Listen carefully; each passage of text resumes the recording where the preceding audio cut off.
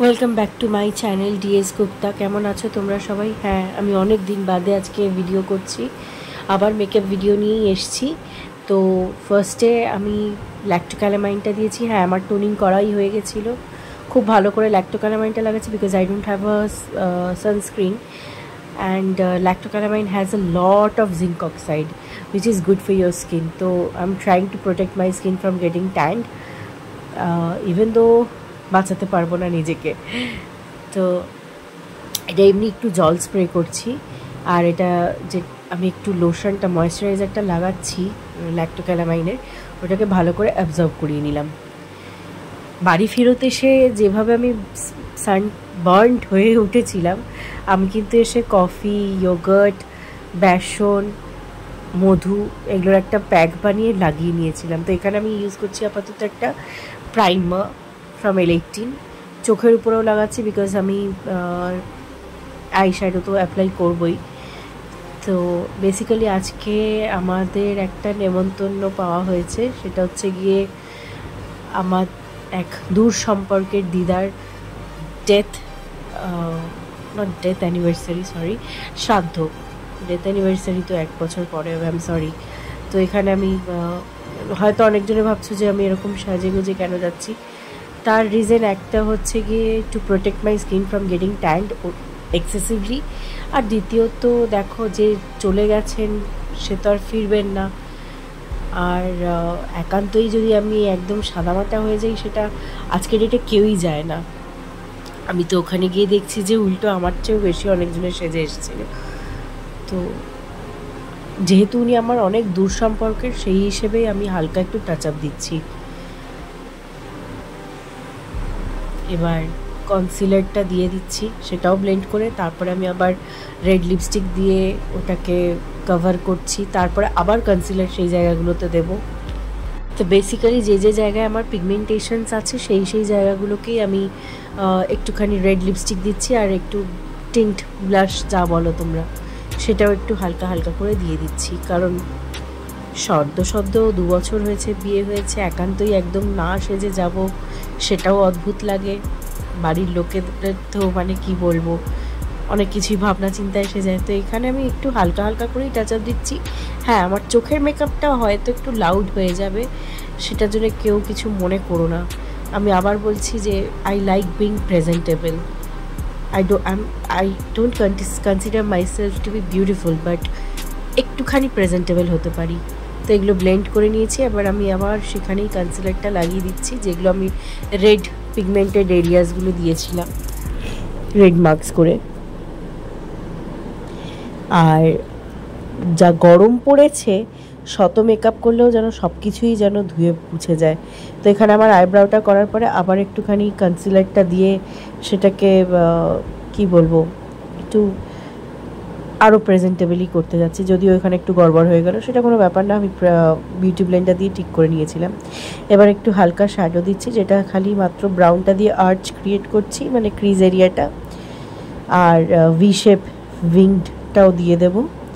তারপরেই আমি একটা ওই জেল লাইনার লাগিয়ে ওর উপরে আমার যে শাড়ির কালারটা, হ্যাঁ যেহেতু আমি এরম জায়গায় যাচ্ছি যে আমি সেরকম সাংঘাতিক শাড়ি পরতে পারি না, তো আমি এখানে সেই আমার ব্ল্যাক ব্লাউজ, যেটা আমার ডিউ রয়ে গেছিলো, তখন তৈরি ছিল না সেইবারে। তো তোমরা হয়তো আমাকে সেম শাড়িতেই দেখছো, বাট ডিফারেন্ট ব্লাউজ আর ডিফারেন্ট লুকে একটু দেখবে।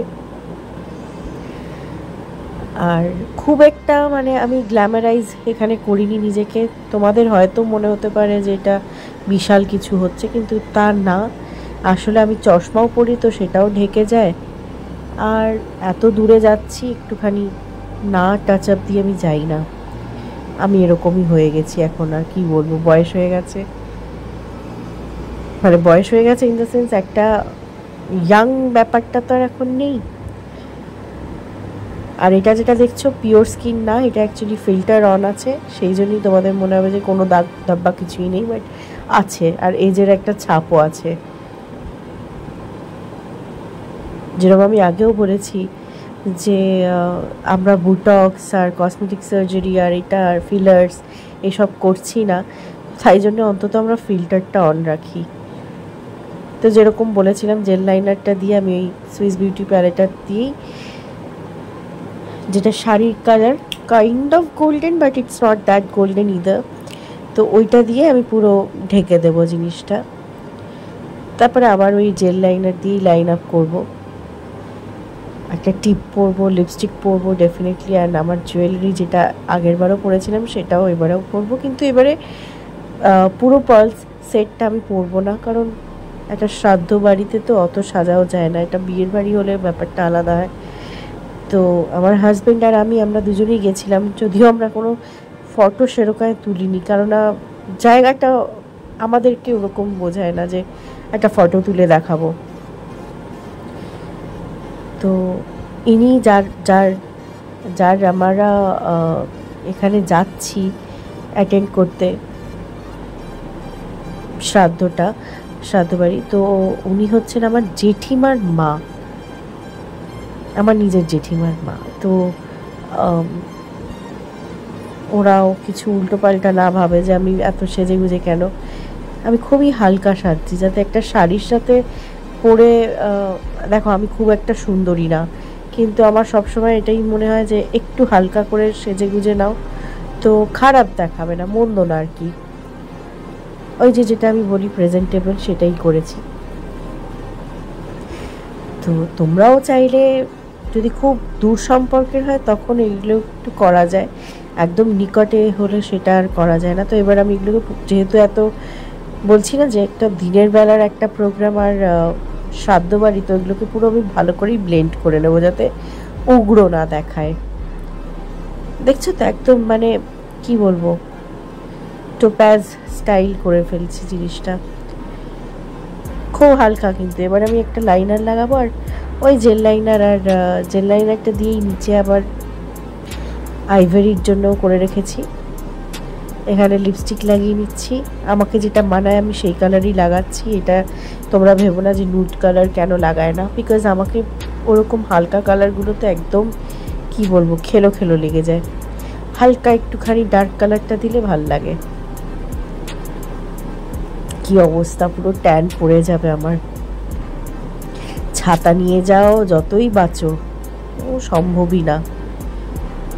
তো এখানে আমি একটু হালকা করে ম্যাট কালারের একটা ব্রাউন কালার দিয়েছিলাম, এটাও ব্রাউন কালার দিয়ে হালকা একটুখানি সেট করার চেষ্টা করছিলাম, দেখলাম যে খুব একটা মানাচ্ছে না, তো আলটিমেটলি আমাকে একটুখানি রেড কালারটা পুট অন করতেই হয়, এটা রাসবেরি সুগার পপের। তো ব্যাস এই ছিল। এবারে আমি একটু পাউডার লাগিয়ে নেব, তারপরে আমার টিপটা পরার আছে, আর এদিকে জুয়েলারিও আমি পরে নেবো, সেই মিশরি জুয়েলারিটা পরছি। এটা কিছুই না, একটু সেট করে নিচ্ছি, একদম মানে কিছু না করার চেয়ে একটু হালকা করে রাখা ভাইটার। তো আমার মা খুব রাগারাগি করছিল যে এরকম একটা জায়গায় এরকম এত সেজে যাওয়ার, কিন্তু মানে বিশ্বাস করুন আমি যার সেজেছি না সেজেছি, আমার চেয়ে অনেক এজেড যারা আছেন তারা আরও সাংঘাতিক সেজে এসছে।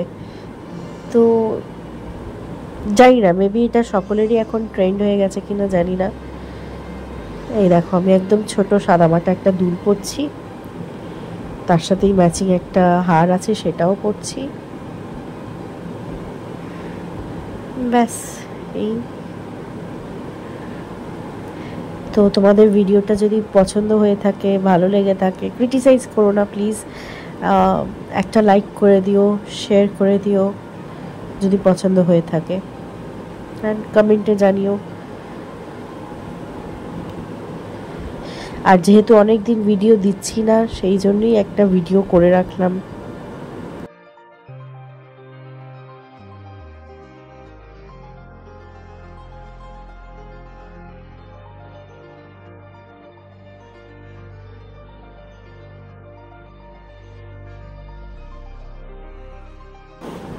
আর যেটা বললাম, এরপরে আমি টিপটা পরবো, এই একটা নর্মাল লুক, বিয়ে হয়েছে বলেই এরকম, আর কিছু না। আর ইনি হচ্ছেন মিসেস সি দাশগুপ্তা, আমার দিদা ছিলেন দূর সম্পর্কের। এটা আমার ফাইনাল লুক আসার পরে।